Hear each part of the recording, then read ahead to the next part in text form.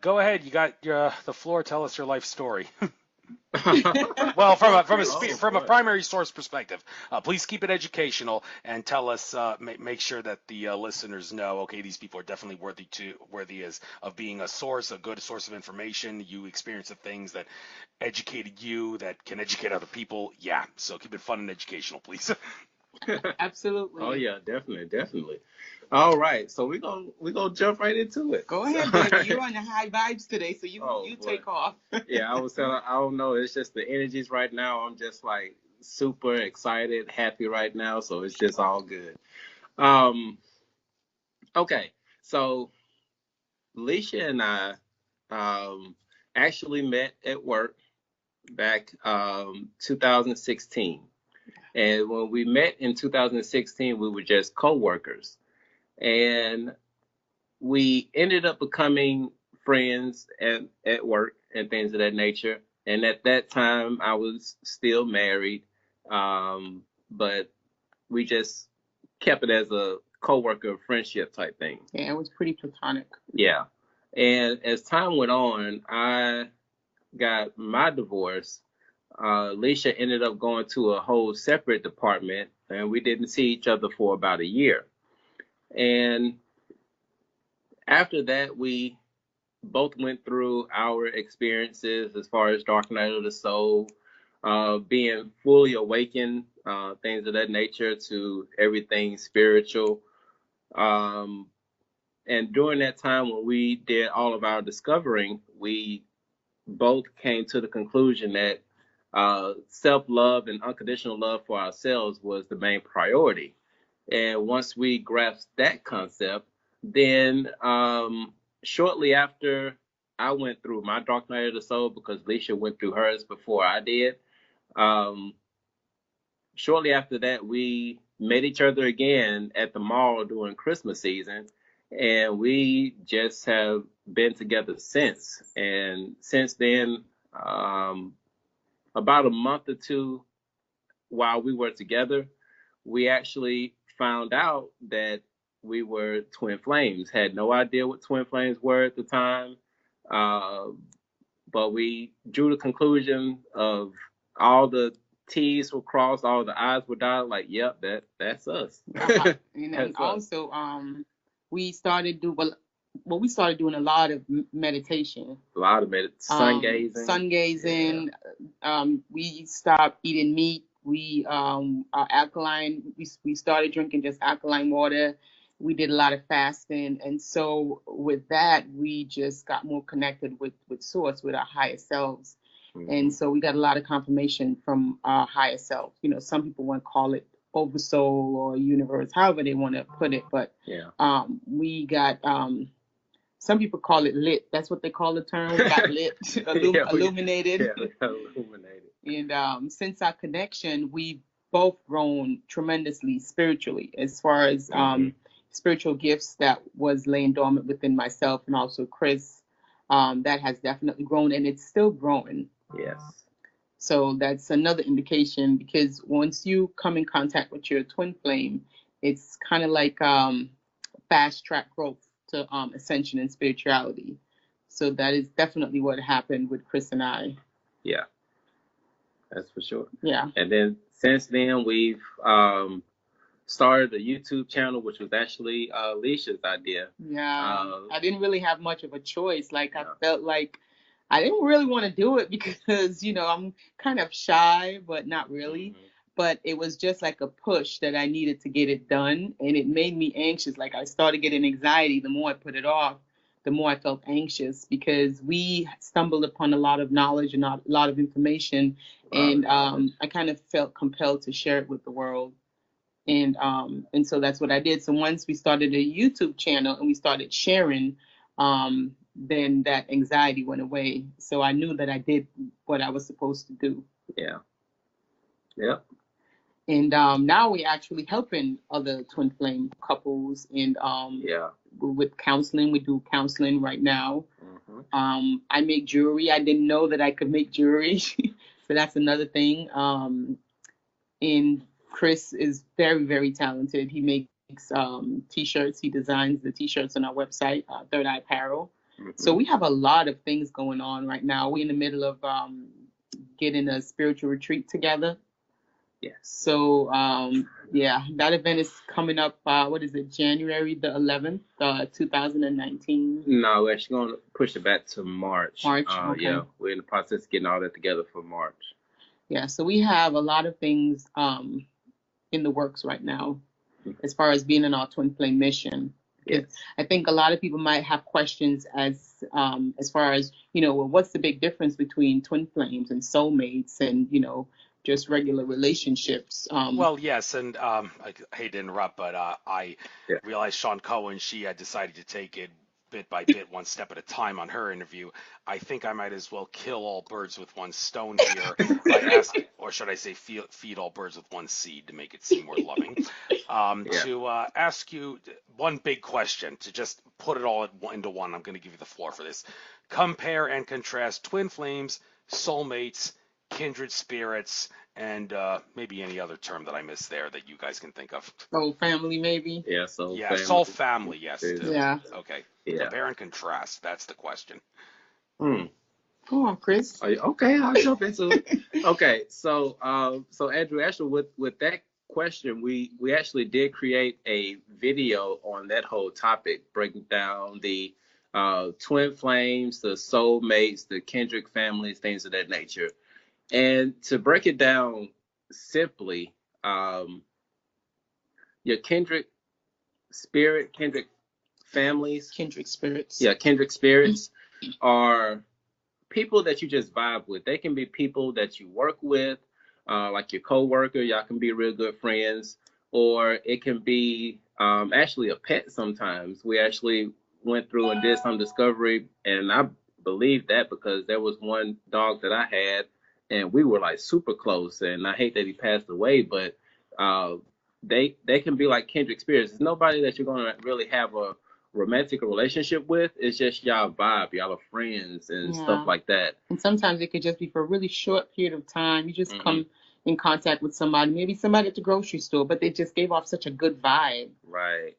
So that will be like a kindred spirit. And then when it comes to a soulmate is someone, I'm losing my words. From your cluster. Yeah, well, not so much from your cluster, but it's someone that you connect with, and when you all are together, it's very harmonious. Like everything just seems to work when you're together. And sometimes that can be, once again, on a relationship level, or sometimes it can be like on a friendship level. So when it comes to soulmates, you're looking for a real harmonious mix. Now, with twin flames, with twin flames, the thing that really separates twin flames from soulmates and kindred families, the first thing is that it deals on a higher dimension. With soulmates and kindred spirits, we're talking about more on the 3D level, but when you start to ascend spiritually, you're talking about twin flames now. But when you're dealing with twin flames, you're looking at somebody who is your perfect mirror. They will point out every flaw that you have and every strength that you have. But it's all designed to trigger you to grow into the best version of yourself. Now, sometimes those twin flames do come together in relationships, which is awesome, because it very rarely happens when your twin flame is also your soulmate. But for the most of the times, and this is what some people kind of want to distance themselves from twin flames, because it can be very chaotic. It can be very painful, because the whole thing about the twin flame is that they're here to trigger you to grow spiritually, and they're going to do it very quickly. So there's a lot of lessons that come in when you come with your twin flame. If I made that as simple as I could. And also, one of the major differences between the twin flames and the soulmates, it's only one twin flame, but you can have, over a lifetime, you can have many soulmates. So, and your soulmate doesn't necessarily have to be a romantic partner. A soulmate could be a close friend or a family member. It doesn't have to be romantic, but you have many soulmates within a lifetime, but you only have one twin flame. Yeah. And the main job for the twin flame, like Kris said, is to help with ascension. Helps with your ascension process to kind of make you take a look at yourself outside of yourself, so to speak, because sometimes it's kind of hard to see where you need to improve upon if you're not looking at yourself outside of yourself. So that's what the twin flame does. That's what the twin flame journey is all about. It's just highlighting those aspects of yourselves that you're not so proud of. And that's why the twin flame relationship can be so chaotic sometimes, is that sometimes you meet your twin flame, but you haven't really dealt with your unresolved issues, karma and stuff like that, insecurities. And so when you meet your twin flame, they're going to mirror you. So if you brush something under the rug and you think it's gone away and nobody hasn't noticed, your twin flame is going to bring it right up in your face and you're going to have to address it. And so that's how the run and the chaser phase starts. Yep. And it's really all about self-love, learning how to love yourself unconditionally. All the good and bad aspects about yourself, it's just kind of fusing the two and just accepting yourself for who you are completely. That way, when you do come into union with your twin and you see those sides of yourself that you really don't like that much, but you already accepted it, now you can love unconditionally. So that's pretty much what it is. It's ascension. The twin flame journey is about ascension and about learning how to love yourself unconditionally. I hope that cleared it up. Yes, I think it did pretty well. By the way, there's something vibrating and beeping and making noises in the background, whatever that is. If you could get that out of the way so it's not a nuisance throughout the rest of this. Oh, yeah, it might be messages that's coming through. Yeah. Give me 1 second. Let me just turn that off. Yeah, it's a lot of messages. Okay, hang on. Let me go to. Oh, don't you just love technology? Notification. It's not even a Mercury retrograde and things, annoying things. Yeah. And right here, never. Okay, so I turned it off. So yeah, that should take care of that. All right, that's good to know. All right, you brought up a few things that you guys do that I want to elaborate on in great detail before I start looking at some of your specific videos. Well, first of all, this thing about soul families and how do you know if someone is in your soul family? Well, tell me, maybe I'm right or wrong about this, and I'd like you guys to tell me about it. I'd like to give you a personal experience I had, and you tell me, well, maybe my hunch is right on the dot here, and if other people have had similar experiences, they can relate to this. If you ever, like a celebrity or a sports star or someone like that, if you have feelings about them, good feelings, then chances are they have a soul family connection to you, and if you seem to not like them and you don't know why you don't like them, chances are something in a past life you kind of were at odds with them, and now it's manifesting. Right. Is there possibly some truth to that? Yes, absolutely. Yeah. Yeah, I actually 100% agree with that analogy.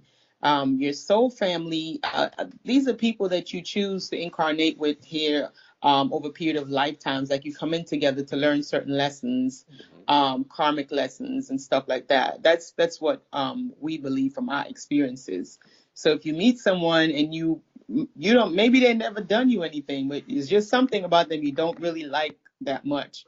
You might need to pay close attention because you might have some kind of karmic to clear with that person from a previous lifetime. Yes. So that's how I feel about that analogy. And your soul family, again, is just people that you incarnate with over and over again for a period of lifetimes, because I guess they have something that they might be able to teach you in this lifetime, or maybe you might be able to teach them, so you pick them before you come here. Yeah, that's so true. And just to piggyback on what Leisha was just saying, for the people who follow us on our YouTube, they know that we are big fans of Sense8. Oh, and yes. if you've ever seen Sense8 on Netflix, then that would be, in my opinion, a really good example of a soul family, because they were all in a cluster together. They were all in different parts of the world, but they were all connected.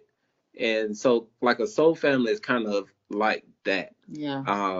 To give an example of it. Have you ever seen Sense8, Andrew? No, I have not. Oh, wow. Oh yeah, yeah. It's on Netflix if you ever have a chance to watch it. If you ever have some time. I don't subscribe to Netflix. Do subscribe to Amazon Prime because I shop at Whole Foods and I needed the discount. But that's maybe I will subscribe to Netflix sometime too. Yeah, I've had many experiences myself with people who I suspect are may have soul family connections. Hear the name in the news or watching sports or something. One of the more prominent instances was this last football season, the Monday Night Football game between the Eagles and the Redskins. Eagles linebacker Jordan Hicks suffered a season-ending injury at the beginning of the game. Yeah, I was pretty crushed by it, but I didn't react negatively. But then in the start of the second half, when Eagles left tackle Jason Peters suffered a seasoning injury, the next thing I knew, I was breaking down in tears. And I had feelings about Jason Peters ever since the Eagles traded for him in 2010, and I didn't know why. But now I'm thinking, after my spiritual awakening, okay, he and I probably have soul family connections, and unlike Jordan Hicks, I don't have any. So is that probably a good hypothesis that the reason I broke down into tears? Yeah, I could have guessed. Yeah, makes sense. Yeah, that is a good hypothesis. Hypothesis. I'm getting tongue tied talking, but as you said that, it brought up something else, which is something even more deeper, because as we grow through our spiritual path, we come to the realization that we're really all just one, because we all originally came from Source, just in different versions, having different experiences, pretty much being stars in our own movie. But in keeping that in mind, we are so connected to everyone when we actually open ourselves up to it, that we can feel the emotions, for somebody going through a particular situation. Now, that person definitely could be in your soul family, but on a bigger grand scheme, is that we're really all connected to each other. So whatever someone else is experiencing, we can also experience it as well if we open ourselves up to that perspective. Well, thank you, and we'll get into that later on. I have another story to tell of sorts that I think helps better explain how reality may work at that level. But moving on to some other things you mentioned, sun gazing. Now, this is a controversial issue because I've heard different people give different takes on whether or not it is safe or unsafe to sun gaze with open eyes, not just at the first hour of sunrise and first hour of sunset when the UV index is 0, but any time of day. I mean, Chief Golden Light Eagle, when I was at one of his conferences, his 11/11 conferences back in last year, 2017, he said that it's safe to do it any time, and his wife, who had vision problems, actually looked at the sun with open eyes like solar noon during the summer solstice, like you think is the worst time to do it, and she actually had her vision improved. And I'm thinking, what's going on here? This is like totally counterintuitive to what all the other sun gazers say. And when I asked Chief Golden Light Eagle, how do you explain people who suffer burned retinas and other eye damage when they sun gaze without the flinching of an eye, he told me they're not in the right state of mind. They have something at a subconscious level that makes them either fear sun gazing or makes them think that they're not able to do it the right way, or okay, but let's get straight here. In a perfect world, when you realize, okay, we're all infinite consciousness, we can all mind over matter. We can, in theory, look at the sun with open eyes and sun gaze in the middle of the day at solar noon on the summer solstice. In reality, that the world, the frequency of this world exists, it's not in your best interest to do that, even if you think you can. So it's better to maybe do it closed-eyed during that time of the day and open-eyed only during the first hour of sunrise and sunset. So what do you guys have to say about this controversial issue? Oh, I love it. Yes, Kris loves this topic, actually. He came up with an entire analogy based off of his own experience when he actually wears glasses, and when he was sun gazing, his vision actually started improving. Now, from my perspective, I would say that if you know that you're not at that, if you're not ready, if your mind is not ready, then yes, do not go and look at the sun at high midday, because you're not there yet. You might want to start out looking at the sun like 30 minutes before it does rise and 30 minutes before it does set. and build yourself up slowly so that your body can have the resistance to the high beams. Right. Because there is healing within the sun. You know, it gives off rays and energies, and it's energy. Like plants, trees, we all need the sun. It gives us life, literally. Yes. So I would just say that it's a mind. It is a mind over matter thing, because there was this study that they did with the sugar pill, and they gave people the sugar pill, people who were actually sick, and the ones that they gave the sugar pill, because they believed in this pill so much, they actually healed themselves with their mind. So the mind is a very powerful tool, and it's a lot of places in the mind that we have not even tapped into yet as human beings. Right. So I wouldn't shut that out all the way, saying that, you know, it's not possible for us to do it. I would just say that we have to just be real with ourselves and know what we are capable of at the particular time. Yes. That's how I see that. Yeah. What about you, Kris? Yeah. Totally. It is a mindset, and it actually didn't even dawn on me until y'all actually said that, because when I started sun gazing, I did it for the full intent of opening up my pineal gland, like some of our people just commented on our YouTube video.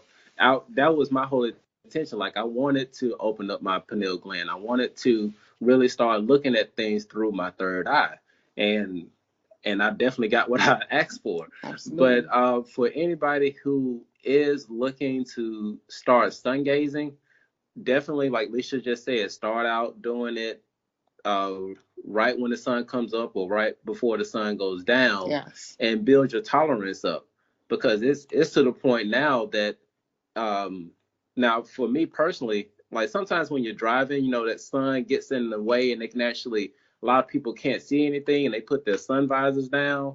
But me, I leave that sun visor up, and I just take in the rays, and I keep driving. And like, it doesn't even affect me anymore. Right, because So your mind's your state of mind has actually shifted. So that programming now is not affecting you. So it's not at the back of your mind thinking, oh, I hope I don't get blind, because, you know, that's already out of your mind. So you're in a different dimension, pretty much. Yeah. A different way of thinking. Well, yeah, but other than that, there's also the I've written a couple articles on sun gazing that's been put out on the net, and I did my research pretty well with them. But one other factor that has to take into account is, to what extent is there a collective consciousness placebo effect with this? And what I mean by that is, there's like a mother who worries about her kids getting the flu every winter, and her kids get the flu every winter until she stops working. But well, this is significant to me in particular. Having a mother who's an ophthalmologist, I've been bitched at for sun gazing a lot by her and her friends and her colleagues. And I'm thinking, well, if they keep worrying about me and they keep thinking that I'm going to suffer vision damage, and I do suffer vision damage after sun gazing, should I blame them and not the sun for the damage because they caused a collective consciousness placebo effect by manifesting their thoughts? Or does it not work like that? So no, you actually can. Oh, no, you got a point. I mean, you got a good point. I would blame them. Only because it's a collective consciousness. Yes. And collectively together, you could move mountains. Like, you can do a lot. There was this one study one time where these monks, they conducted that study. What was it, like? It was 600. Yeah, it's like 600 monks meditating in Chicago to help lower the crime rate. And just them meditating for 10, 15 minutes, the crime rate actually went down like 10, 20%, just because of them meditating and thinking about the crime rate going down. The collective consciousness. So if you want to blame them, I'll go right ahead. We won't be mad at you.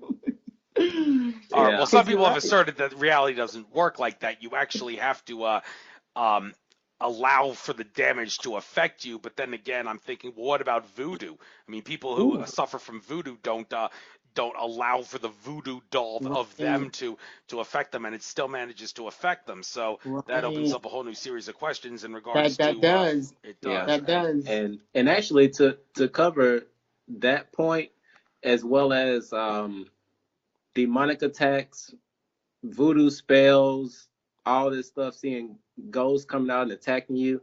Leisha actually broke this down one time, very simple. in order for entities or anything like that to cause any harm to you, first you have to accept it. That's number one. That's one thing. But then the other thing is about how you're vibrating, because you have to understand with most of those spells, voodoo, demons, stuff like that, they vibrate on a really low level. Yep. And if you're vibrating at a low level, like you match what they're doing, then yes, they can affect you. Yep. But if you're constantly raising your vibrations to the point where you're so high and they're down below you, there's nothing that they can do to you. Yeah, because then you would not be a vibrational match. You have to be a vibrational match for an entity or whatever to attach to you. Yes. So, Well, thanks. That's generally what other people have also said in regards to the issue. All right, let's move on to another subject of meat eating and fasting. This is watched a few videos on this fasting, talking about how it actually enhances the brain's ability when you fast, and many people would find that to be quite counterintuitive. You think doesn't your brain need food to work well? Well, apparently not. There are exceptions, and fasting, for whatever the reason, is one, and maybe we can get into that. Also, the extent to which eating meat and animal products is harmful. As the Earth's vibrational frequency rises, it's naturally a consequence of that. People are going to eat less and less meat and animal products. I myself have had that happen. My meat eating habits have gone down and down and down over time. And I don't know if I'll ever give up meat eating meat entirely, but they continue to go down, and they probably will continue to go down until the day I die. So which is a good thing. But I mean, to think that eating meat is the ultimate sin, because can you prevent yourself from taking on the karma of the animal if you bless your food, or is blessing never going to really solve the problem entirely? You're still going to have problems even if you try to bless it and whatnot. So I'm asking a lot of questions here at once, but those are good questions. Well, okay, you got them. Why don't you have the floor here and tell us about fasting and how it works, and whether eating meat is good or bad. Well, as far as the fasting, anything that you do suddenly or anything that your body has to adapt to, it's going to take time for you to adjust. So if you have never fasted before and this is something that's new to you, in the beginning you might get a little lightheaded, you might get a little gas, and everything has to be done in moderation. So if you want to do it successfully, I would suggest, if you want to fast, you've never done this before, you might want to take it, instead of like trying to fast for 3 weeks and stuff like that, you might want to start out maybe doing a couple days or a week or something like that, and lessen your intake as the time goes by. Now, once your body has adjusted and you're able to do it, then you can go for longer periods, like 3, 4, 5 weeks or whatever have you. And then you will really start to feel the benefits of fasting, because, you talk of feeding your body. Your body, it's good. You feed your body, but you also have to feed your spirit. And by putting less into your body, it kind of gives you a better connection with source, with your oversoul, with your higher self. It sends you into that trance. It's easier. It allows for an easier connection, because then you're not so much focused on the food and the hunger and stuff like that. You actually have a chance to really go within and connect with who you really are, like the essence of who you really are. So I think fasting is an awesome thing. It's just you have to do everything in moderation to fit your body, and everybody's different. Your DNA, the makeup is all different. So you have to do with what works and what aligns for you. And as far as the meat and stuff like that, again, everybody's body is different. The blood types are different. And I just learned this recently, because I've been a vegetarian for quite some time, and I've always liked not eating meat because I thrive on being a vegetarian. But maybe for somebody else with a different blood type, a different makeup, so to speak, it might not be such a good thing for them. And I would go deeper into the topic, but that's getting really, really, really extra deep. That's going down the rabbit hole. That's going down way down the rabbit hole. So, but just for understanding and education, being on a vegetarian or vegan diet is awesome, and it does really help you.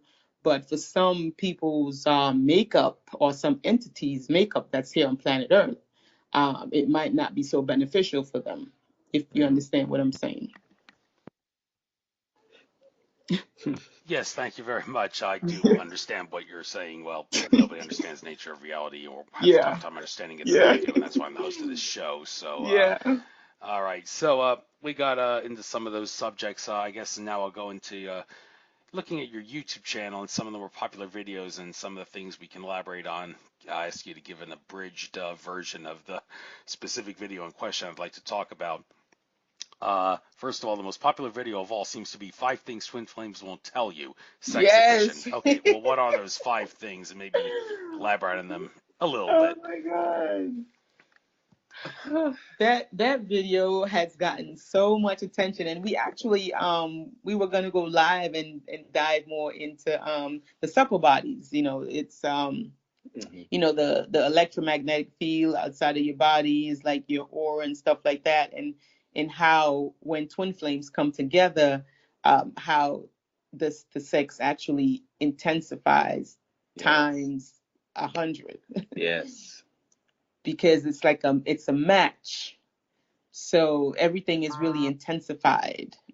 And a lot of twin flames come together. Like some of them don't even know that they're twin flames, and they have sex with their counterpart, and it's like their minds is just gone, blown. Like, and then they don't pay any attention to anything else. They're not even worried about the spiritual aspect. Some of them not really fully awoke, and they're caught up on the sex, because it's the way that I describe it is like you have a key and then there's a lock, and and it's like a perfect fit. It's like it, and then it aligns your chakras.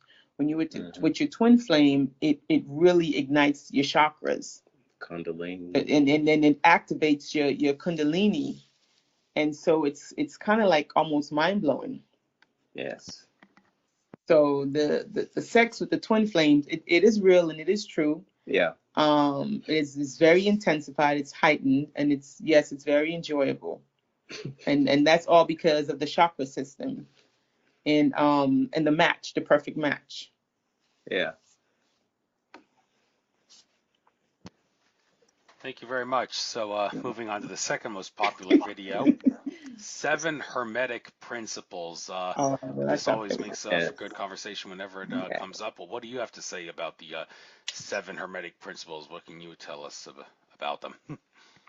Well, for one, they're very important, and I'll say this because this is actually a conclusion that I came to myself as well when I was trying to find out what's real in this world. Oh yeah. And when I had to take a step back and think about how do you define real, what's real? Yeah. And what's real is something that never changes. It always is and always will be.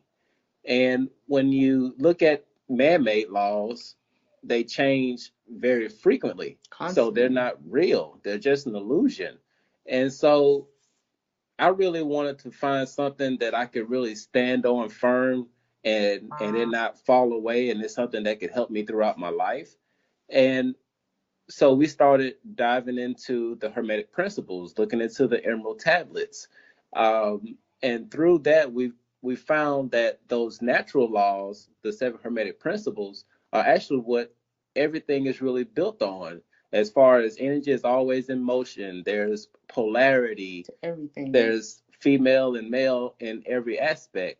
You know, as within, so without, as above, so below. Yeah. When you take a look at the universe outside, look at the lightning. When the lightning strikes, and you look at the veins in your hands, it's the same. Same. If you magnify the body to the smallest molecular structure, and then you look at space, it's the same thing. Yeah. So as above, so below, as within, so without, and that can also be applied to your inner and your outer world. Like, it's really principles of self-mastery, teaching you how to master yourself. Yes. And how to take control of your life, how to create your own world, your own reality. So I think that everybody should know the 7 Hermetic principles. Yes. Because you can utilize it in your everyday life to get to the highest and the best version of yourself. Yeah, because here's the thing that most people don't realize when it comes to the 7 Hermetic principles. It's just like the law of gravity.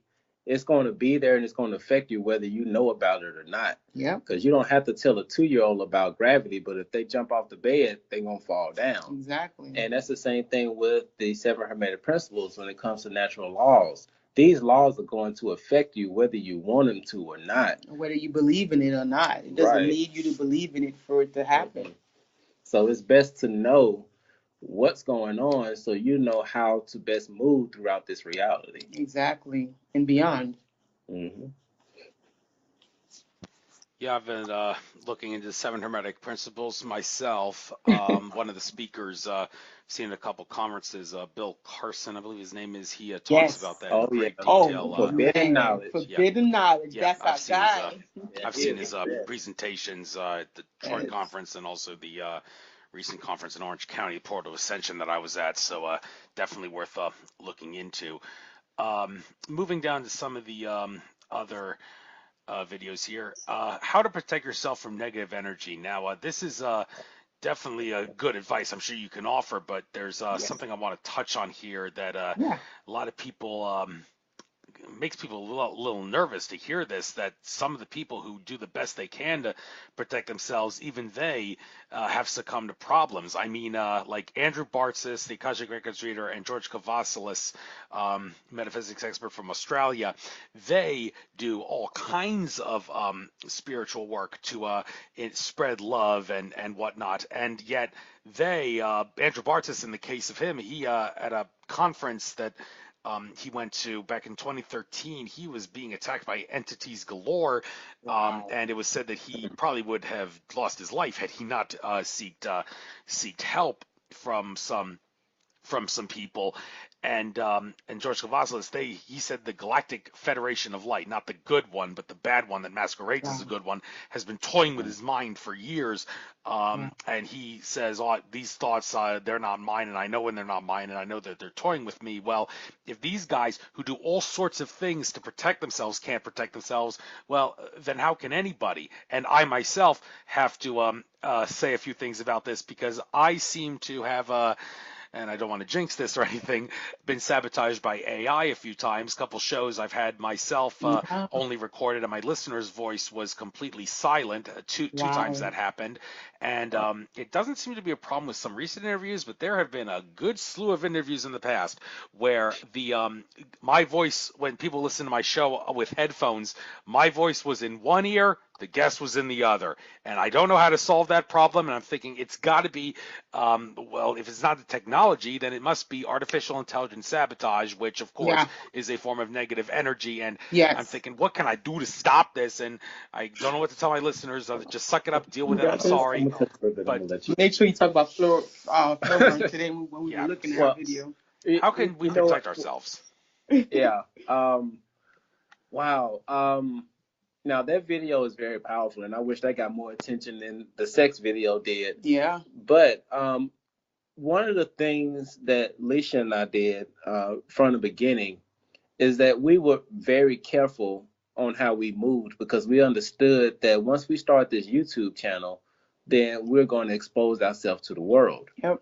So we took a lot of precautions to help protect ourselves.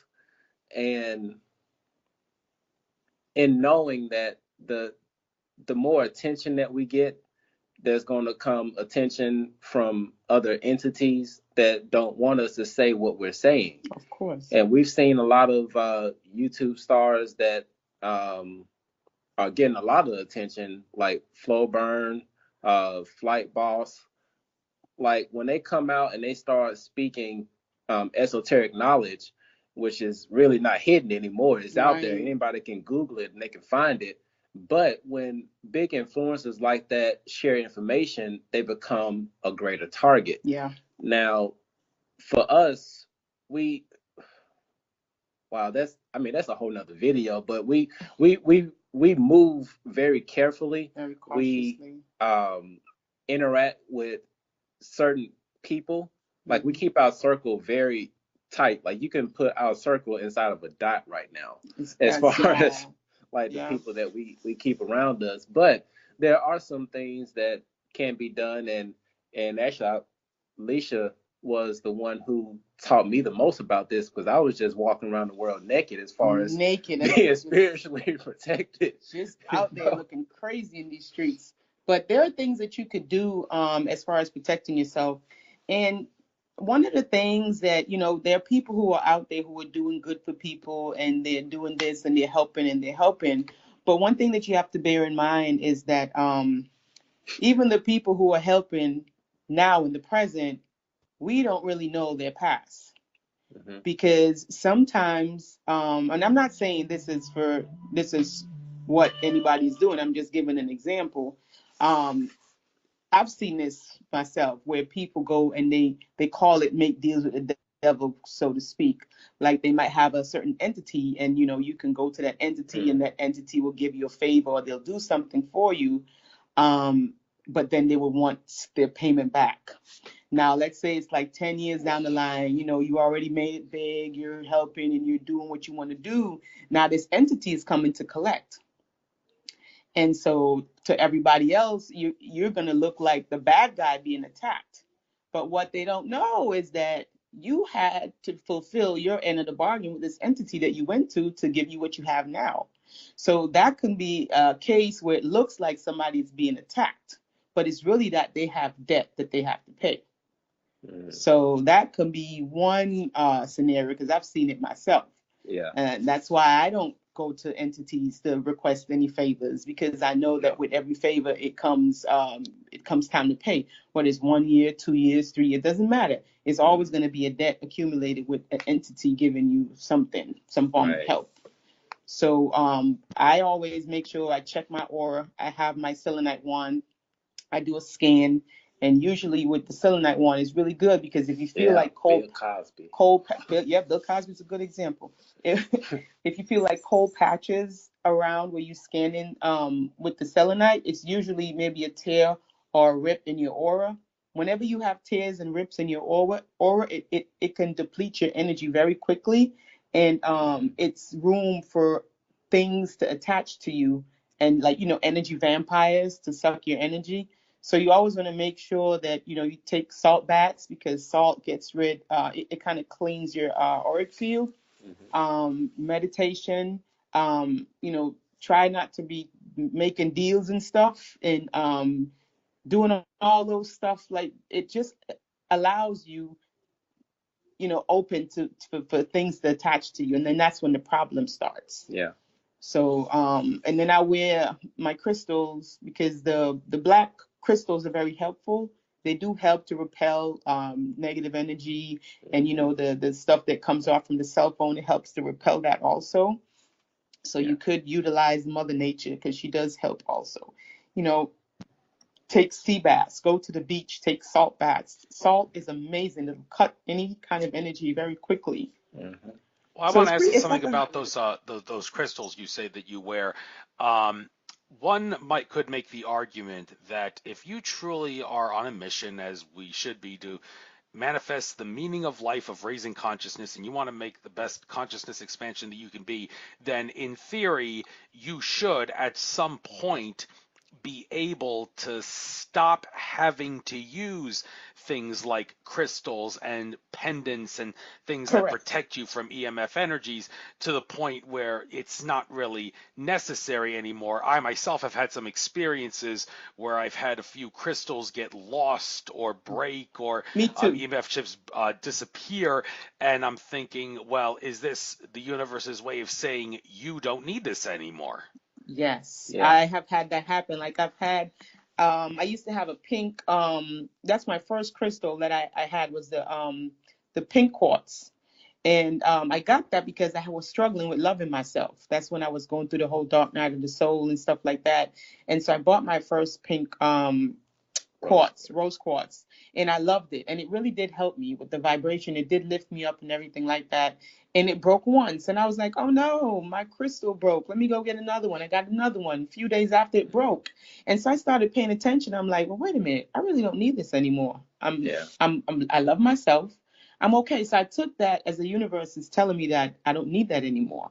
And I do believe that, I know that when you get to a certain place along this journey, you will not need those things anymore. True. Because then you would have been able to activate it, your macabre.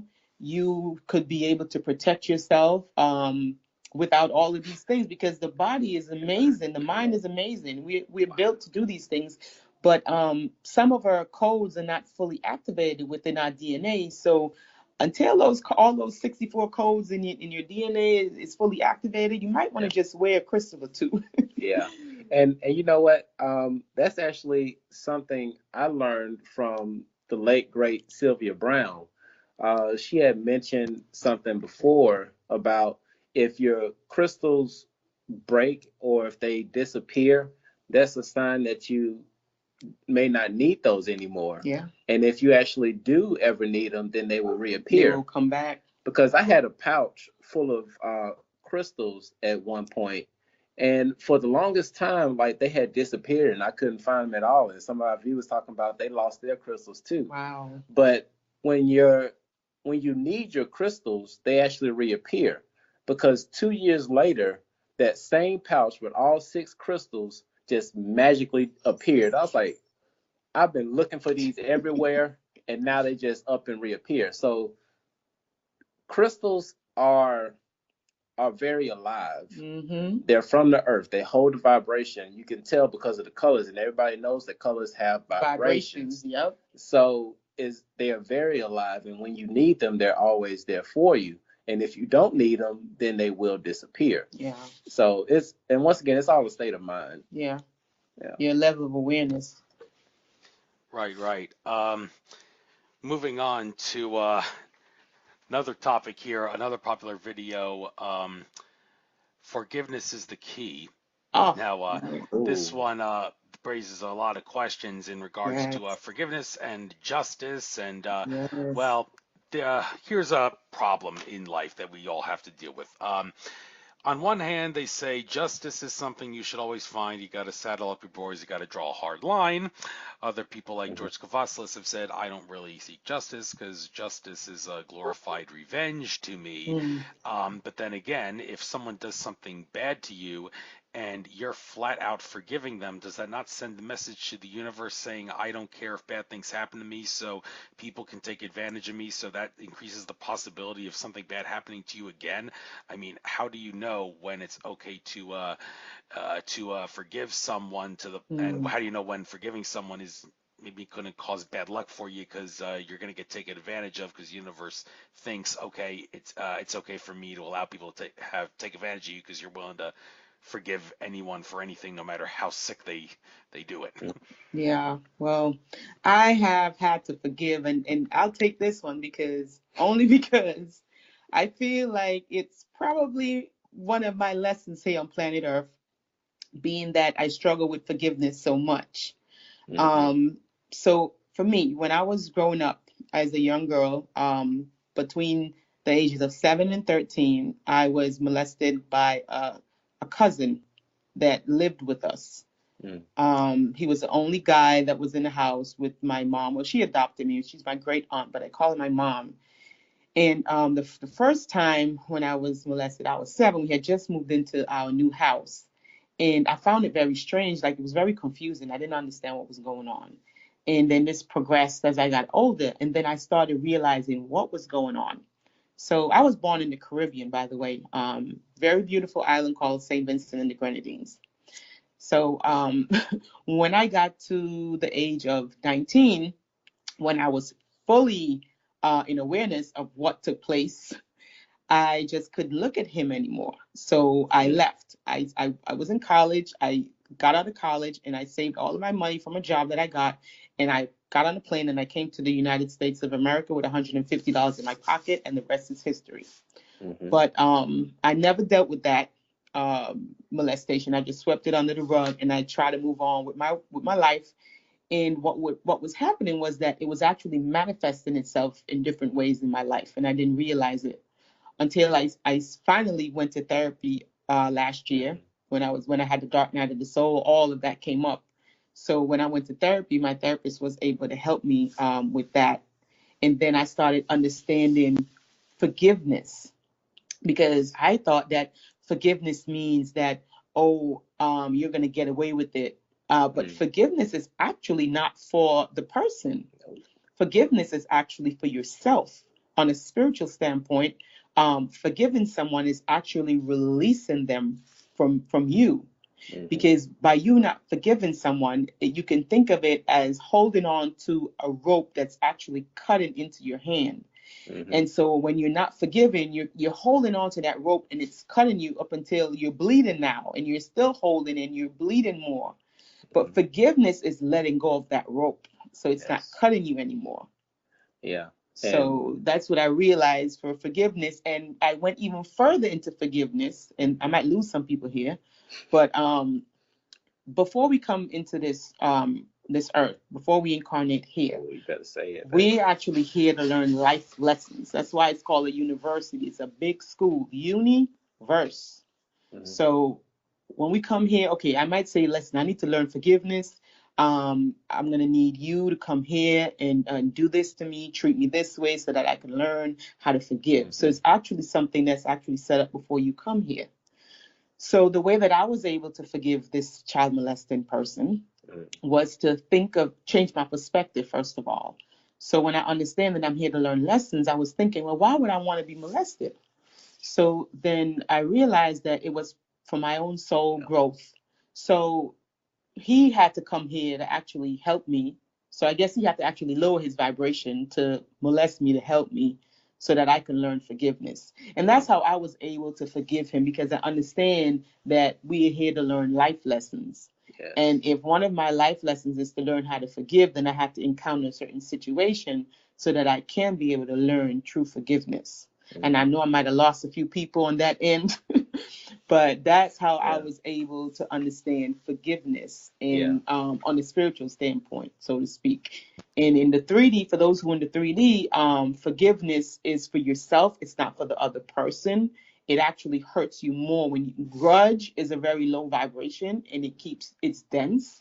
And so those things can actually get stuck in your body like energetic fields, and it can form different things within your system. So you want to forgive and you want to release and let those things go. So for your own benefit, not for the other person. Forgiveness doesn't mean that the other person won and you lost.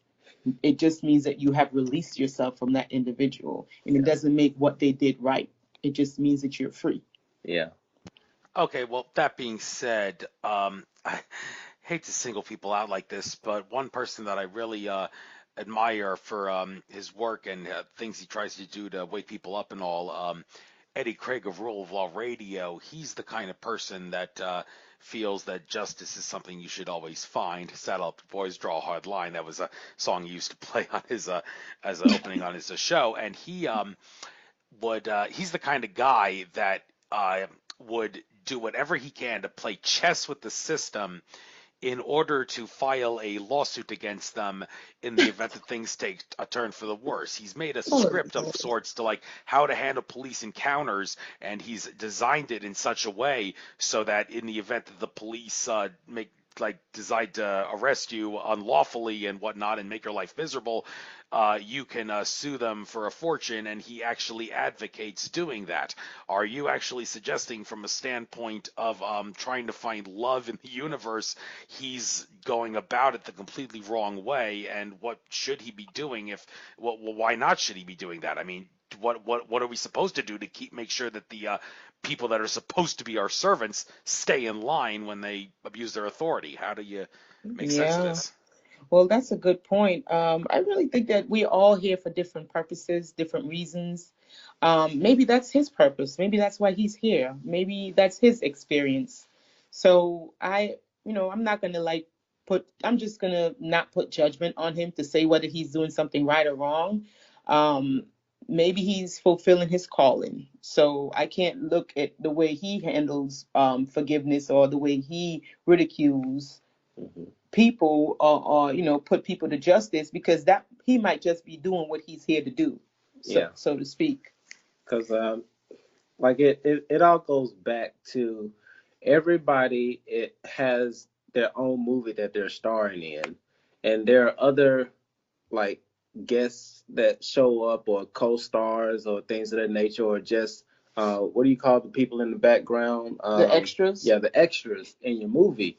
And you never know, this particular person may come in and out of different people's lives to help them learn a lesson. And I don't even know if I should go into this one, but like take Hitler for example. Oh boy. Like he came through and really messed some things up. I mean, he did some awful things. But playing the devil's advocate here, if you look at the effect of what happened afterwards, of how strong it made the Jewish community afterwards, and how compassion came from that. It's just like when you go through hard times in your life, you have to go through certain things in order to appreciate what you have or where you've come from. Because for me, growing up in the ghetto, where there was like people shooting, one person got killed outside of my window, like I had to go through that to experience living in a nice neighborhood to appreciate that's quiet, to really appreciate it. So everybody comes here for a different reason, a different purpose, a different mission, and it's not either good or bad. It's just is. It's just that's the experience. He might be here to teach somebody to appreciate their job, or you know. So we can't really judge him to say whether what he's doing is right or wrong. That's his experience. That's his movie that he's starring in. Just like it's my movie that I'm starring in, that I'm here to forgive, so I choose to forgive. And I got the lesson, so I don't have to experience that anymore because I already got it. Yeah. I'm glad you gave your take on that. And the thing about moving to the dark night of the soul, it seems like a lot of people are going to have to go through that in the coming months. I recently watched a video. Brad Johnson, who channels the entity Adronis, said that 2019 is going to be a year of a lot of disclosure. It's going to be a year where a lot of information comes out that makes sheeple angry and makes whistleblowers and conspiracy theorists say, "I told you so." And that's going to cause a lot of people to have to go through the dark night of the soul. And apparently it appears that you say woohoo, but the thing is, how are people going to be able to handle this? Is society going to fall apart because people can't handle the truth? That's another thing to take into account. Is it possible that all the inability from a collective consciousness standpoint of people to cope with this and realize that the conspiracy theorists are right all along about things like 9/11, and I do stress 9/11. He did stress that. That's things are going to come out about that in the future, saying the truth movement was right all along about that. So get ready, folks. It's going to be hard to swallow. How are people supposed to handle this if they can't handle the truth? How's that going to affect society for those of us who can handle the truth? Are we going to have to suffer because we got sheeple around us? I like that terminology. I hate to use the word sheeple, but I use it because it proves a point. So you get my drift. Okay. And you are so correct. Yeah. There is a major disclosure that's going to happen.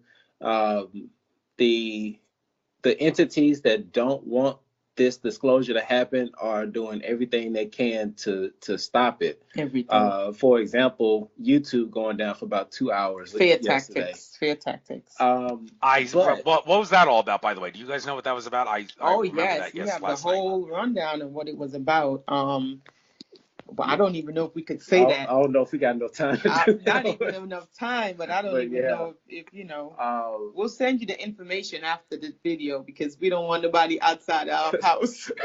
Okay. Because I experienced that and I was wondering what's going on here last night when that was happening. All right. But anyway, carry on about sheeple not being able to handle the truth and how it affects the rest of us in 2019. What do you have to say about it? Yeah, and you're right. It is going to push a lot of people into the dark night of the soul. They're going to start questioning their existence, their whole reason for being here. Exactly. And the best advice that I can give to anybody that is going through that process, or that they're not going to know when they're going to go through it. It's just going to hit them like a ton of bricks. It's just going to hit them. So wake up.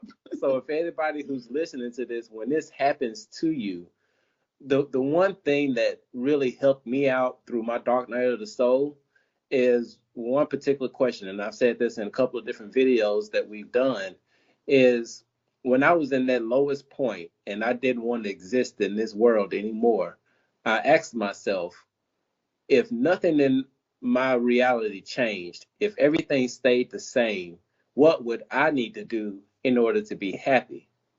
Now, that answer is going to be different for a lot of people because there are certain things that make them happy. Right. But for myself, it was the point of, if I could love myself, then I'll be okay. If nothing else changed, if because I had just went through my divorce, starting all over again, being a roommate with another married couple, which was awful.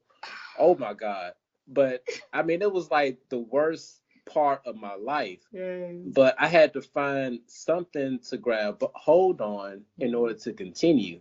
And so if anybody is going through that, or when you get to the point where you actually go through that, if you can remember that one question, that's going to be a breakthrough. And that's actually a breakthrough that I got from Michael Beckwith. He was on the Super Soul Sunday one time with Oprah Winfrey, and that question just always stuck with me. And that was a question that helped him get out of the dark night of the soul. So if y'all are familiar with Michael Beckwith from Law of Attraction, things of that nature, that question helped him to get out of his dark night of the soul to be the big influencer that he is today. And then it helped you. Yeah. And so now you're just passing it forward. Yep. And then you guys can do the same thing, just pay it forward. Mm-hmm. So that's good, baby. You're smart. I try. Yeah. So. Thank you for that advice.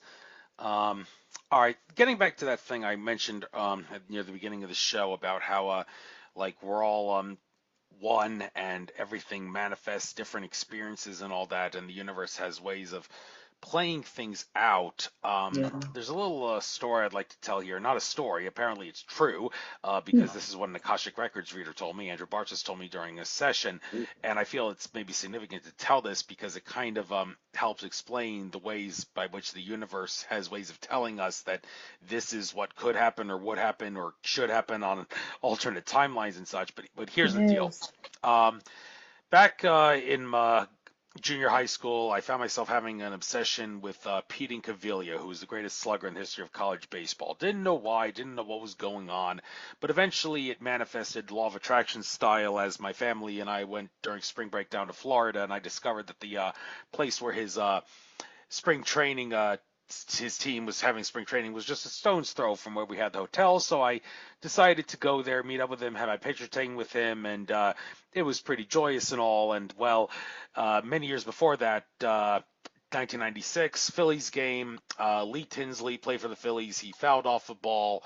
Ball bounced off the upper deck railing, headed in my direction. I leaped out of my seat, realizing the ball was coming towards me.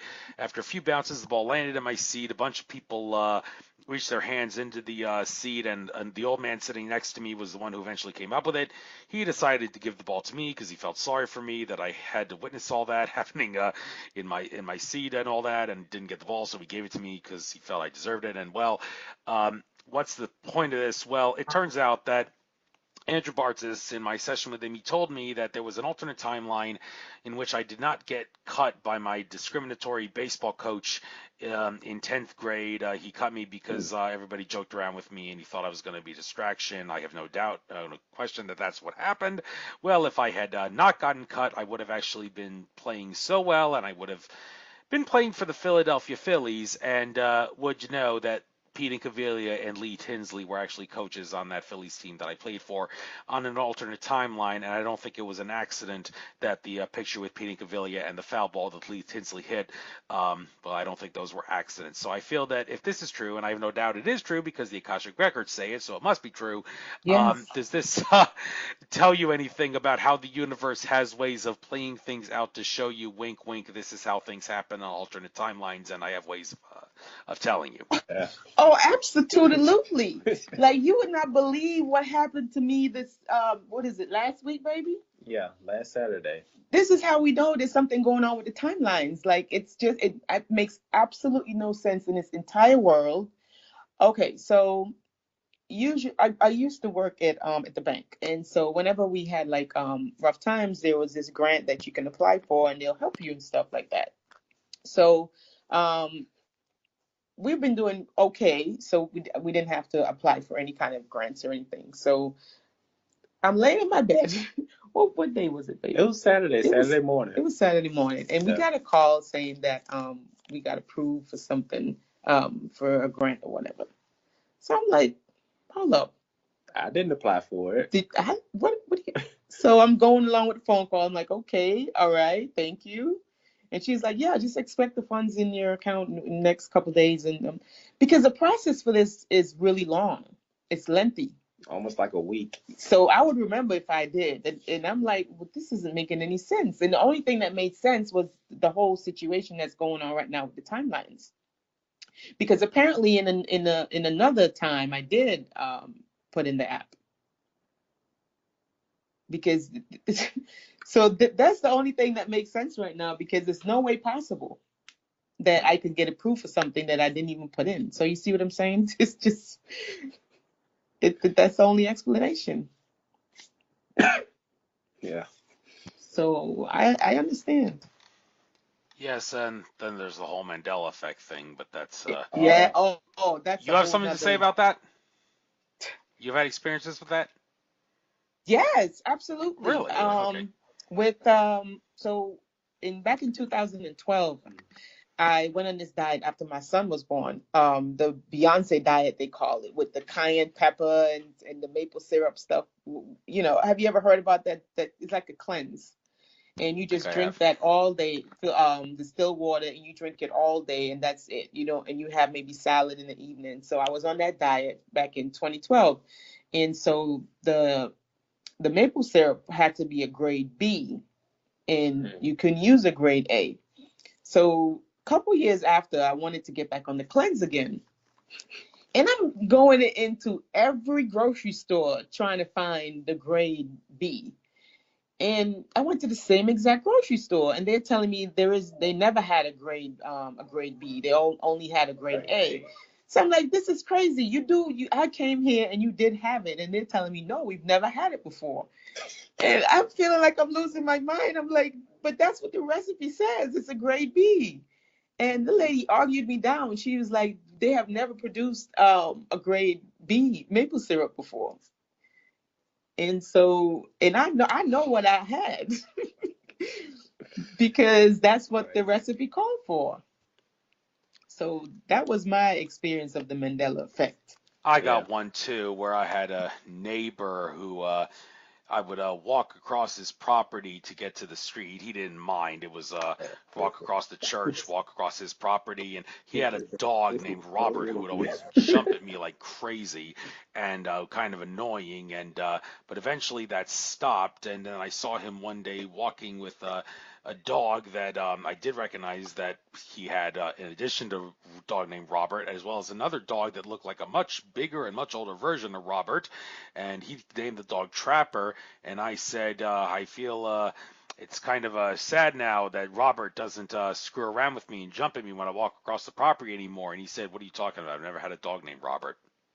Oh, So that must be a sign that the Mandela effect has just taken effect on my neighbor, and the dog that used to jump at me isn't there anymore because that timeline doesn't exist. So yeah, oh the my Mandela God. effect How do is. you feel when stuff like that happens? How do I feel? Yeah. Well, it's just a sign that everything exists because our consciousness tells us it exists. And Wow. but that raises a question about like some of these prominent things that of Mandela effect, where like musical groups and people that you'd think would notice something, like the whole Bernstein Bears phenomenon thing with the Bernstein turning to Bernstein. I mean, there Yes. is a guy, Michael Bernstein, who he's carried on the legacy of his parents, the original Bernstein couple who created the Bernstein Bears. They're both dead, but their sons created the Oh yeah. legacy. And Yes. you would think that would he not remember a time where his name was with an E instead of an A? But no, there is actually something on the internet where somebody asked him about him, and he said, "No, the name's always been had an A." And like Wow. the rock band Queen, the song "We Are the Champions," many people Yeah. say back in the day Yes. was they used to say "We are the champions of the world." Well, if you were to ask the rock band Queen, guys, don't you remember back in the day when you sang the song? It's had "We are the champions of the world." They would say, "No, we never had that line." So people would wonder, okay, why Wow. are these people who not realizing this? Well, apparently the Mandela effect has a lot more power than we could have ever imagined, and Yeah. consciousness in regards to Oh. making things exist. How do you guys make sense of that? Where these prominent figures like the band Queen and Michael Bernstein don't recognize how things used to be relative to how they are now? It's Yeah. mind blowing And because we went on the internet. What was it? We were driving to Atlanta, mhm. and I told Kris about the Mandela effect. He's like, "Let's look it up." So I did. And the biggest one to me was Forrest Gump. And I'm Life is looking. like a box of He said, chocolates. "Life is like a box of chocolate." That's what he said because I used to look at Forrest Gump all the time when I was younger. That was one of my favorite movies. And now when I put it in, it says, "My mama said life was like a box of chocolate." I'm like, that's not what he said. No. And it's everywhere. Like you don't see it anymore. Even when you play the clip now it says life was like a box of chocolate. I was like, come on now. And it just makes you feel surreal. Like Mm, it makes you wonder sometimes. yeah. Well, and I think one of the best ways to describe this, I'm a big movie buff. Before I was awakened, I watched like tons of movies, and That's the now truth.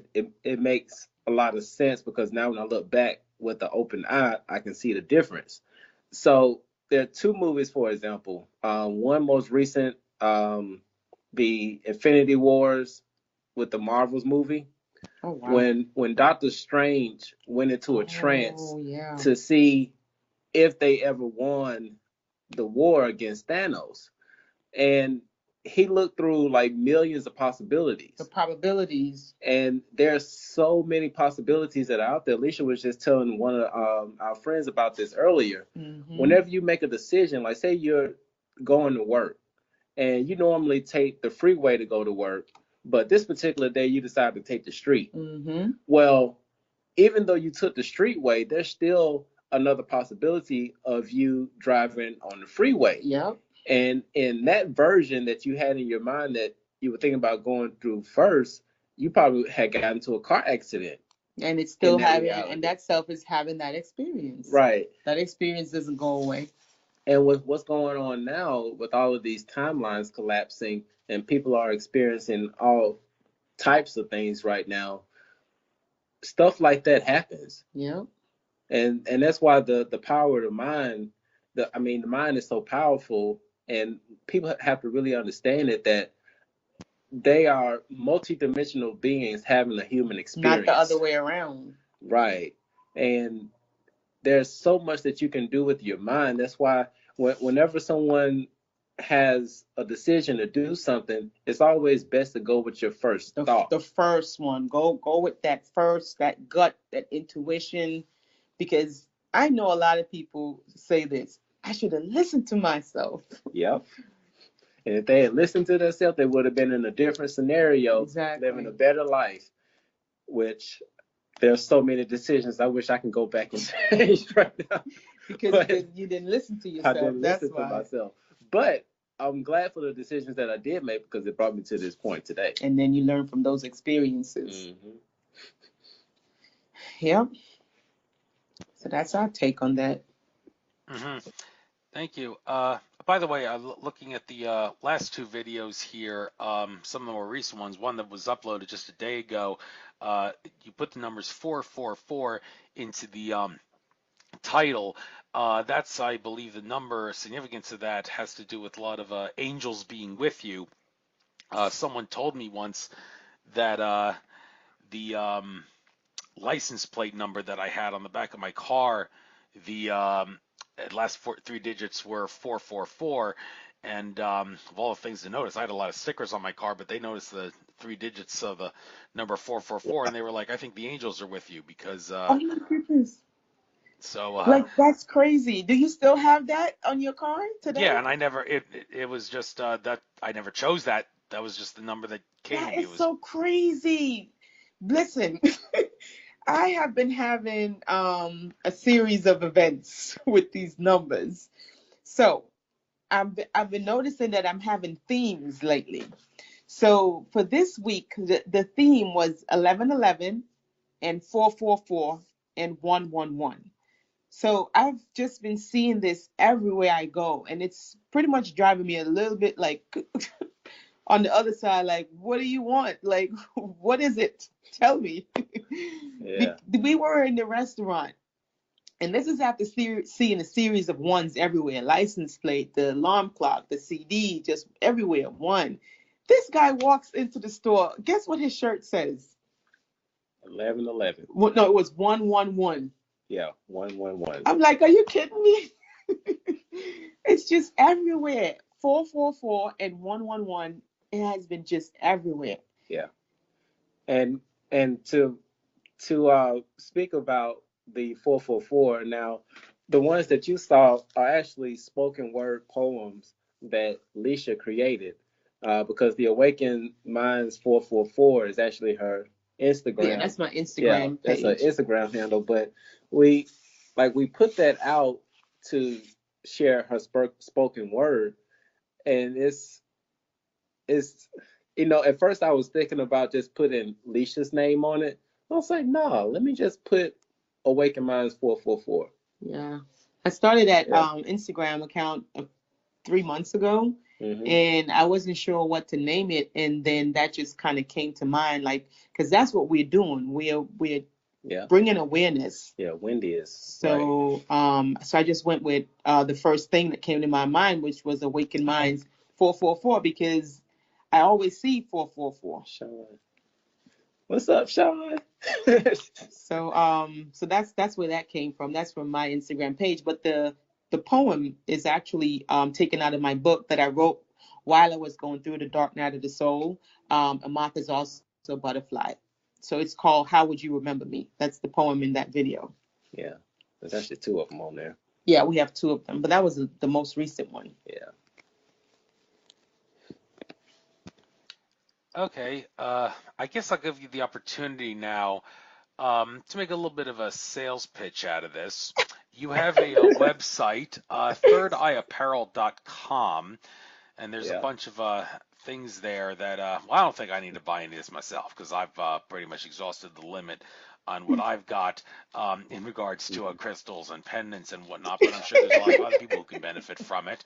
And it seems like a trend here in regards to the jewelry is you guys seem to like wrapping the metal wire around the crystal Yeah. really That's all really Lisa. tight to make sure that it doesn't well Fall. I mean, is that just to make sure that the crystal doesn't fall off the thing, or is there the way you wrap it have some significance in regards to how the crystal's energy goes or something? Well, kind of like just to give it like appealing, make it appealing, and also to secure the crystal, and Also the Energizer. and to energize it, because copper and crystal copper will like charge the crystal, because copper is very good for you. It kind of like alkalizes water. Copper is very good for the body in general. And the crystals, they're all of my crystals, they're always charged because I make sure I charge them up under the moon. So they're nice and charged. So it's pretty much just to make sure that it holds nicely, it looks nicely, and it keeps a good charge with the crystal. Yeah. Yeah, that's what that is about. Okay, you mentioned the charging under the moon. Why is it that the moon is a much better crystal charger than the sun. I've even heard some people say you don't want to put some crystals in the sun. You can actually damage Oh, the crystal if you put it in yeah, the sun. But Yeah. some crystals do benefit from the sun. Which crystal yeah, can you Most, tell us which they most. do. crystals are good and are to put Yeah. in the sun and which aren't, and why is the moon such a good crystal enhancer? Well, the rose quartz actually thrives better in the sun. It actually brightens the color, the pink. It Mm-hmm. makes it brighter. But you might not want to put selenite or what's that? Himalayan sea salt. I don't think you might want to put it in the sun. Mm-hmm. I don't know. Those are Yeah. really sensitive, and it's like salt. They dissipate very easily, so you want to keep those in cool areas. The moon, I would say it gives it a better charge because I think because of the energy that comes off of the moon. Because around full moon, everybody's like kind of like put out their intentions, and it's just a lot of energy Mm-hmm. that's out there around that time, that full moon. So it's just kind of better to put your crystals, and you can also bury them in the soil to get them charged from the earth. Um, or you can do the moon. It's whichever one you feel comfortable doing. But the selenite and the Himalayan sea salt, you should never get those wet because they'll melt. They'll just disappear. Well, it's funny you mentioned that. I was recently doing some ritual of sorts where I was told by a deceased relative from several generations down on my father's side of the family, used this like a medium to channel this person to put some black tourmaline and some other black grounding stones, as well as selenite around the property in certain layouts, Yeah. because my Yes. property that I'm on is some sort of like a mound. A couple of churches actually are next door to me, so it's a very religious site. I'm sure Native Oh Americans use it as a wow. prominent religious site of sorts, and Oh my. they told me this relative, you want to try to enhance the energies and such, so put the selenite and these uh, black stones and also a quartz crystal pyramid, which I did put like right in the middle of everything in the house, on the property. And Hmm. even though many storms and rain showers have come through, I have noticed that the selenite crystal sticks that I have put on the property, they have not apparently dissolved or weakened in energy. Can I interpret that as a sign that these selenite sticks are staying intact because I have utilized them as a way of like harnessing energy in the vortex in the way the family member wanted me to, so that's enabling the selenite to stay together better? Is that a Yeah, possible? I would Yeah. I would I That would would say be that very because possible. selenite, I actually keep a selenite like right around the door or by my bed. Selenite is good to like transmute energies, kind of Mm-hmm. like replenish the energy. And then those tourmaline that you have, tourmaline that you have, those are good for repelling negative energy. So with you have that going with the selenite, it's like it kind of formed a protection around your house almost. So Mm-hmm. that could be probably, well, listen, on the 3D, it doesn't make sense for it not to dissipate or for it not to dissolve. But on a spiritual level, it makes perfect sense why it's still standing up. Mm-hmm. Yeah, because I was expecting those selenite sticks. I was like, just leave them there, let them Yeah. dissolve, and let the essence go away. But the selenite Yeah. sticks, even though I did this It's several months ago, they're still going wow. strong, even though there's a lot of rain. And I'm thinking, what's going on here? How are these sticks Wow. lasting this long? It's pretty I'm impressive. impressed. But Yeah. And it's hard to impress me, and I'm impressed. That is amazing. yeah, well, what's sad is we're trying to sell the property and we haven't been able to sell it yet. I Um, don't know I even did the thing where you bury St. Joseph's upside down in the ground, and that oh, didn't help you did much. that? Yeah, and it didn't help. So I don't know what the universe is trying to to tell us about. I told my parents, don't try to sell the house as is, because that sends a message to the universe that you don't really care about the condition of the house or the Mm, people that want to get it. You probably should spend a little money, and I'd have right. myself to improve the house and do some enhancements on it to tell the universe this house is worthy of being sold. So, I but agree. whatever the case is, it hasn't been sold yet. But again, the fact that the selenite hasn't dissolved in all the rain showers does seem kind of impressive. Anyhow, Hey, another thing that Andrew, you guys, what is it? that house, that's like Indian. it's been, how long has it been in the family? We bought the house in 1991. It's been in existence since 1922, and again, it's on top of what probably was a mound the Native Americans did ceremonies on. There's a couple of Oh my. churches on top of it, so it's definitely got a lot of energy to it, and that's probably why the deceased relative wanted me to put the stones around the property. So Yeah. Yeah. Because there's now this is just my intuition talking. Um, if they ask you to put some type of protection around it, there's something there that they don't want anybody to get affected by. And anybody else that moves into that house is going to be affected badly by it. So there would have to be some type of cleansing that would have to go on to that house in order for it to sell. Well, I don't know if it was so much of a cleansing as much of it as it was an energy activation. Because, like sacred Right. geometry speaking, like ley lines and such, Mm. my house is a Leyland. Oh wow, this is prominent like the third time this came up. prominent spot. And Yeah. as far I don't think the property is very infested with negative energies. In fact, it shouldn't be Oh because no, it's Daniel not. Teague Yeah. of Vegas Star Healings, he's done a couple cleansings on the Yeah. property with regards to clearing negative energy. So anybody who comes in here shouldn't be having bad vibes or Okay. anything like that. No, no, it's not so much a bad vibe, but it's like asking the entities that reside there for permission to sell it, if that makes any sense. Okay. I mean, it's just a feeling. Sometimes I'm able to pick up on certain things, and when something like that is going on, there's something that's blocking it. But there's something probably deeper that needs to be researched on it. I'm kind of fuzzy on it, but I'm just saying what came to mind. It may spark something down the road, and you can tell me if something comes of it or not. But there's something there that's blocking that. Mm, okay. Definitely worth looking into. Done. Mm. Yeah. We've done all this we can. I mean, it's an expensive house. It's a 3-story house with a tenant house and a pool and a garage Wow. and Mm.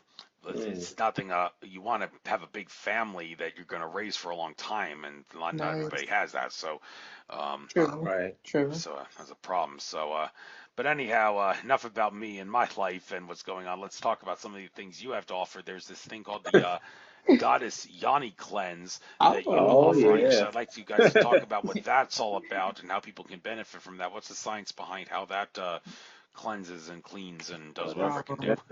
that's all Alicia. That's my baby. That's my baby. The Goddess Yoni cleanse has been around for many years. It's just an old tradition. Way back in the day, they use it in the Caribbean, and I know they use it in many other cultures.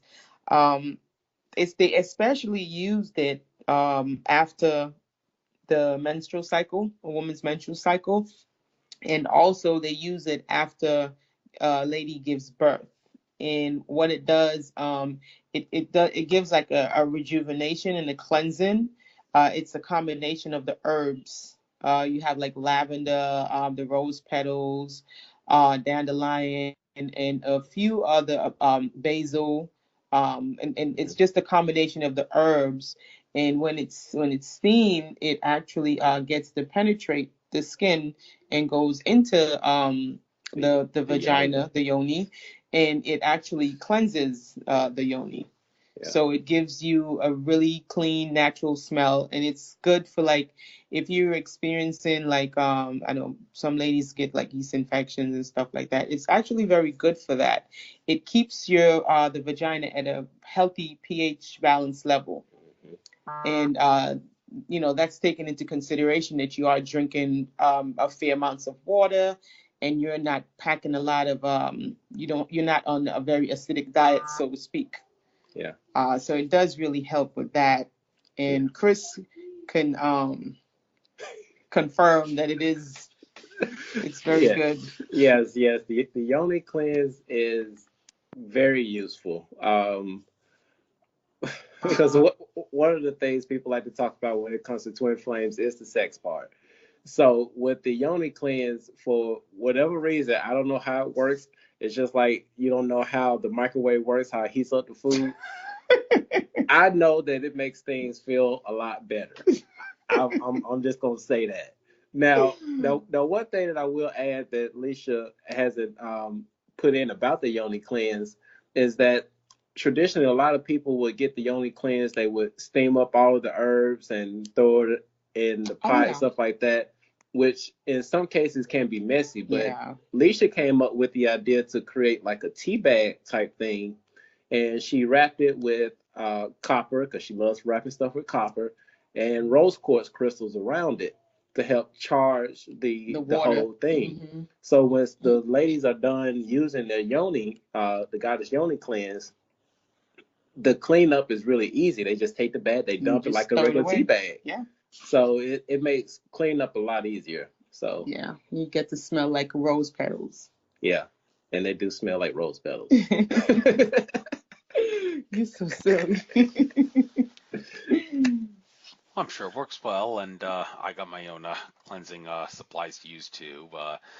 Anyhow, some of the shirts that I see you have offering and some of the designs on them, uh, boy, you might get a little few people thinking that you work for the Illuminati, considering you have free apparel, third eye apparel, whatever that looks like a pyramid. Yeah. You sure that was a good idea, or do you want to? Are you actually? Did you Well, actually have that in mind? Did you like let's yeah. brainwash a few people thinking that we work for the Illuminati just for the fun of Right. it? Is that what you were thinking? No, it was actually an idea that came through me as an inspiration, um, because I wanted to get people to wake up and take away their perceptions of what's good and what's bad. Because when you look at the Illuminati, the Illuminati is just like a coin. There's two sides of it. There are people who use it for good, and there's people who use it for evil. Hmm. And my whole idea behind the t-shirts that I created, like the first one was the fear one, which is false evidence appearing real, is to get people to question what's going on in their reality. What are you really afraid of? Because there were so many times that I was afraid to leave my job because I thought, how was I going to be able to make a life for myself? And then I came into union with Leisha, and we have kids to take care of. And it was like, how am I going to make it? But instead of letting fear block me, I went ahead and I took that plunge. And since then, the universe has been taking care of us month after month, day after day. Never go hungry. Always got a roof over our heads. Right now, we got lights on in our house. So the shirts that I create are, and my intention is to create um, to get people to think. Yeah. Be like a trigger. Yeah, Get them to question stuff more often. yeah. And so that's the whole idea behind the design, to try to get rid of labels and get people to think outside the box and to really go within to question their own reality. Raise the awareness, the consciousness. Hmm. Fair enough. Another shirt, the three keys, although the print is too small to read on the keys to see what those three keys actually say. Can you Yeah. tell us what those three keys are? Yeah, that's one of my first designs. It wasn't that great, and I like it. but it has to deal with Nikola Tesla. It's like if you ever want to Understand the yeah, universe. if you want to understand the universe, you have to first look at frequency, vibration, and oh wow, now I'm drawing a blank.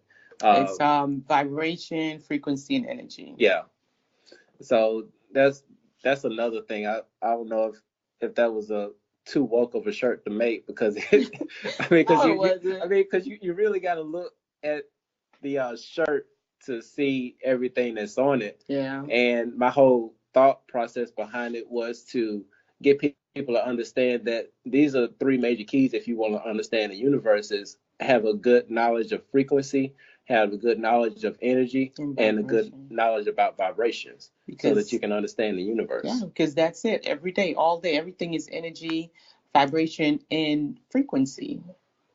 Yeah. That's it. Yeah, another shirt that you got is the get in alignment with the chakras activated. The thing about chakras, though, I can't help but pick on George Kavasilis for this. He's one of the few people out there who say that chakras, that's so 3D reality. You got to move past that. It's better to just dissolve all the chakras into one, the one being the heart that he seems to think is the one key one. And you don't really need to go with chakras to just be the infinite love that you are, he asserts. My biggest issue with that is he's missing out on creativity and variety, not allowing for the other chakras to get involved. And also, so I've heard some people say that if you actually dissolve all your chakras into one, you're not going to have an aura anymore. Is there any truth to that, or can you still have an aura without having chakras? That's actually new to us. Yeah, that's new to us, because I've been because I've been reading some books on Edgar Cayce, as far as auras and colors and things of that nature. And through the books that I've read, I haven't heard of anything about the aura disappearing. Now, there may be some validity to what he's saying as far as the chakras, because for whatever reason, and this is just from my experience with the heart chakra, that's where I feel a lot of the energy coming from. And the heart chakra has to deal with a lot of stuff from emotions and things of that nature. So that's one of the strongest ones, other than the root chakra, which deals with a lot of 3D thinking, sexual energy, stuff like that. But the heart chakra is very one is very strong. And one of the connections that I've noticed is that when it comes to the heart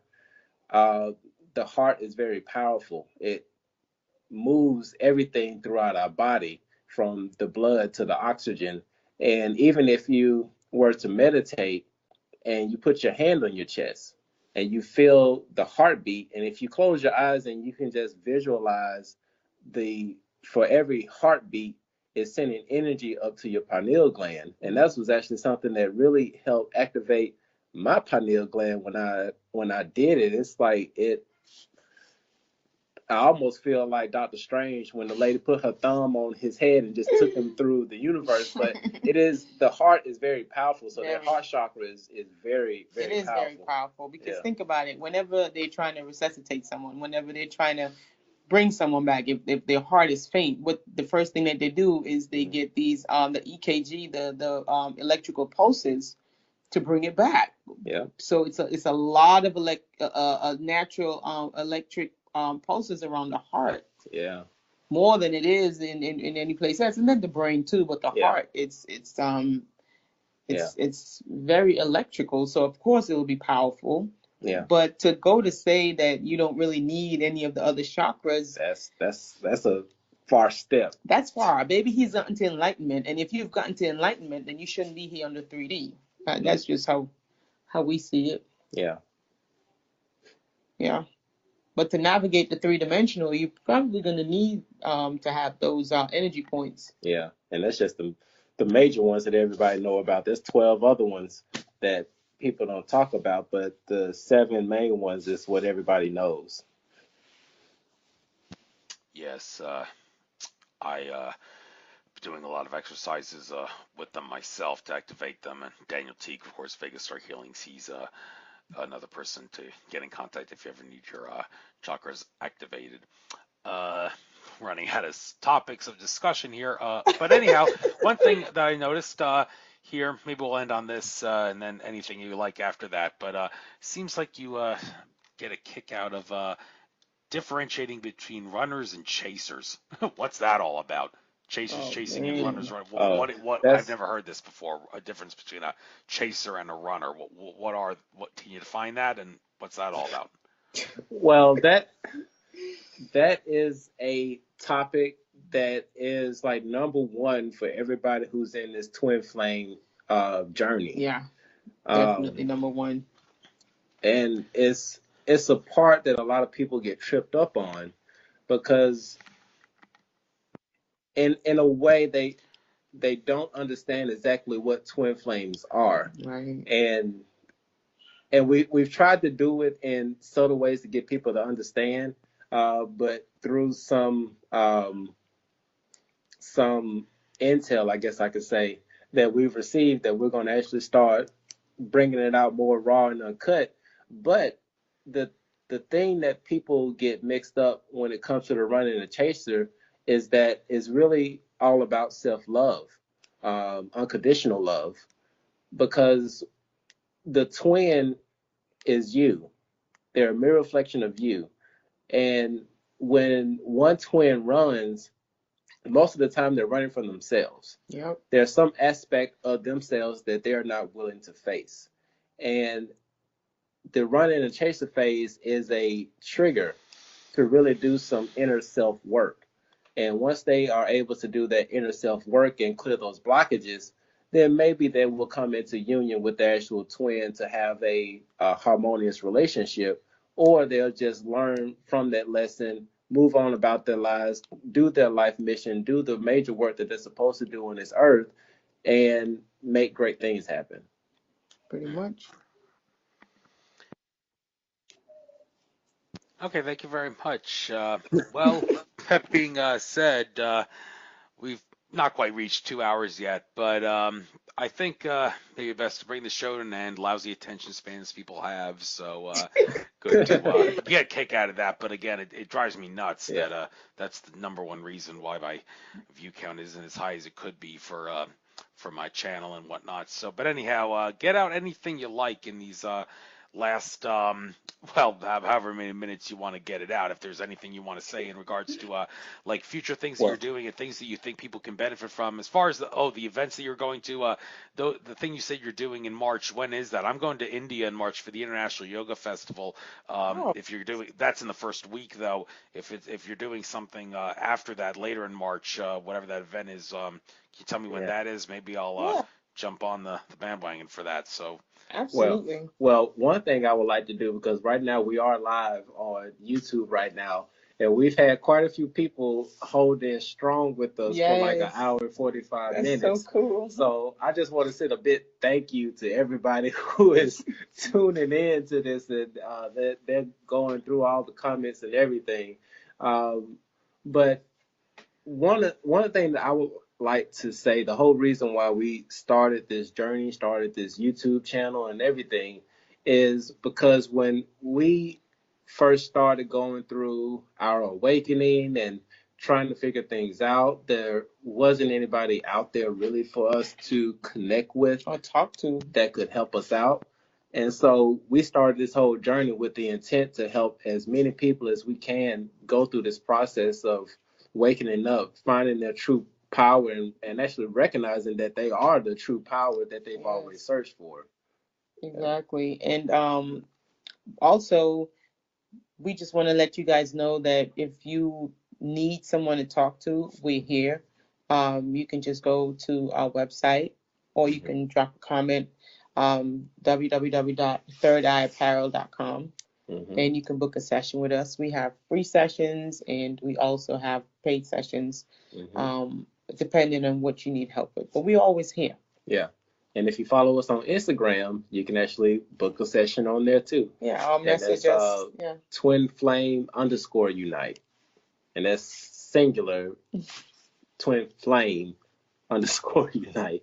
On Instagram, they can actually book sessions with us as well, because that's our whole thing. That's the whole reason why we decided to get out of the rat race and not really deal too much with the matrix stuff, 3D stuff, because we understand that there are a lot of people that are waking up. A lot of people are looking at these videos. They're looking at videos that Andrew has. They're looking at videos that a lot of people that are in the spiritual community, that are in the know, that are trying to help people.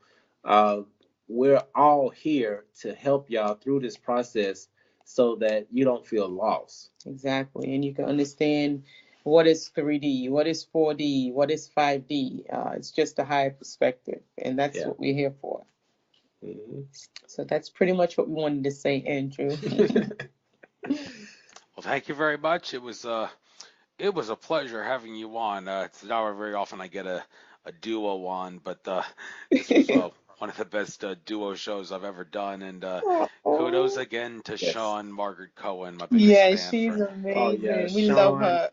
Sean, amazing, thank you so amazing Thank you, ways. much for girl. this We love connection. you. And after this video loads, we will put a link to Andrew's channel. I Yes. just saw somebody ask about Andrew's channel, so we definitely will put a link in our. Thank you, Sean. She just Oh, there she goes.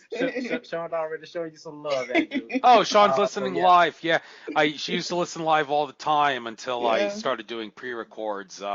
Long story there. Still looking for a medium. Unfortunately, the last medium I tried to find a live show with, they told me, "Sorry, we're all booked, but we'll get back to you if we have an opening." So, well, I'm still Wow. looking. So, trying to monetize my show too in a way so I can quit my day job, but that's a ways away as well. So, we got something for that. We'll tell you about that after the show. oh, great, great. So, glad to hear. So I will upload this by hopefully tomorrow at the latest. When I upload it to my channel, you can feed two birds with one seed as well and upload it to your channel Awesome. as well. So, Awesome. without further ado, namaste. Enjoy the rest of your trek back for the Namaste. Love and consciousness. Blessed light. having you on. Thank you so much. Thank you Take so care now. much, Andrew. Bye bye. Bye bye.